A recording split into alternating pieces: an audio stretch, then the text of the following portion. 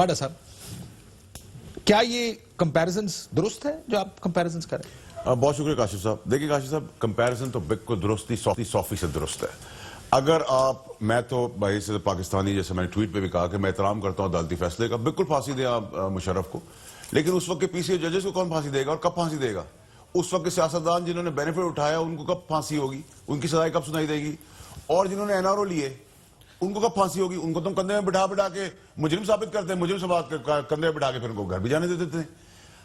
انگور کھانے والا نواز شریف تو بیمار ہے, اس کو کنوکشن کے بعد مجرم ثابت ہونے کا, ٹھپا لگنے کا, ہم کندھے بٹھا کے باہر لے گئے سمیت ہماری گورنمنٹ کے.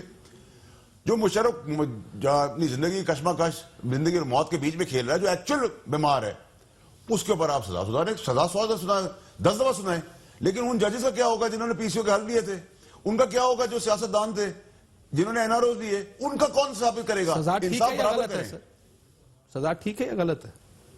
دیکھیے تو قانون کی تشریح کی ہے. قانون نے اگر اتنی زبردست تشریح کر دی ہے, اور قانون کے اندر ایک آدمی, مجھے تو آج سمجھ نہیں آ رہا کاشف صاحب, میرا پرابلم یہ ایک پاکستانی کہ کل کوئی جج کے لیے کہہ دے گا کہ وہ غدار ہے. ابھی آرمی چیف کے لیے غداری کہا گیا, جو اپنی خون بہا رہی ہے فوج, جو اپنی جانیں سرحدوں پہ دے رہی ہے.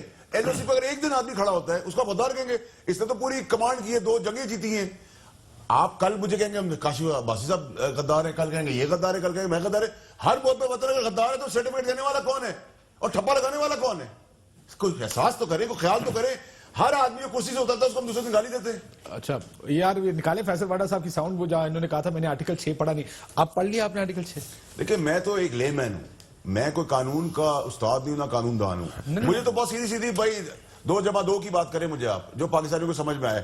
اگر ایک آدمی نے گولی چلائی ہے ایک آدمی کو قتل کرنے کے لیے, دوسرے نے اس کے ہاتھ پکڑے اور منہ پہ ہاتھ رکھا اور گلا دبایا, تو دونوں مجرم ہیں.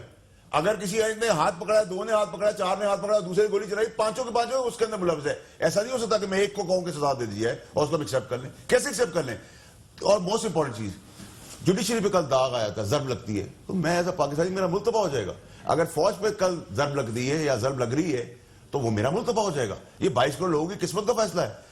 آپ دوسرے ممالک کو کیا موقع دے رہے ہیں دشمنوں کو؟ یہ سب چیزیں سوچنے کی ضرورت ہے سر. مجھے ایک بات بتائیے, آج آپ کو یاد ہے کہ آرٹیکل 6 کے تحت غداری ہوتی ہے, غدار ہے کوئی جو بھی ہوگا؟ میں تو کہی نہیں رہا کسی کو غدار, میں تو کہہ رہا ہوں کہ جی سرٹیفکیٹ دینے کی سرٹیفکیشن کس کے پاس میرٹ ہے. پچھلے 40 سال سے یہ آئین کا حصہ ہے جی.